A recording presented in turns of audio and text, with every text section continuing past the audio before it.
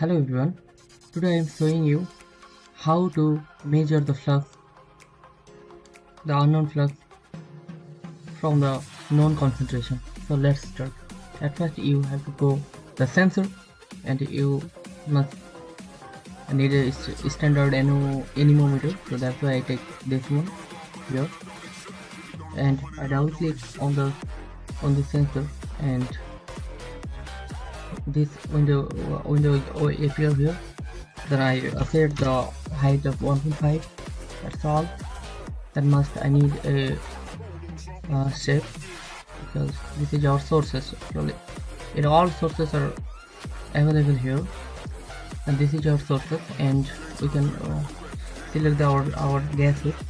Suppose I want to find the carbon dioxide gases flux. So that's why I click here. Then okay. Then I need a concentration sensor.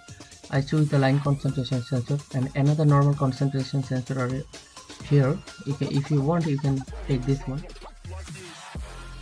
So I will show you the on the concentration sensor in the another video. So double click here. Then you must need to set here the height of the sensor, the starting height and end height must be equal. Then space is obviously the carbon dioxide because I select the carbon dioxide in the sources, so that's why I select here also carbon dioxide. And then I have to go to the measurement. Suppose my concentration is 7.5 in micrograms. If you want, you can select in ppm, ppb and anything else. That's depend on your project. Then okay. Now your project is ready. If you want, you can check the status here. There is the no arrow warning or any other this. That means your project is successfully done. And just click the run button.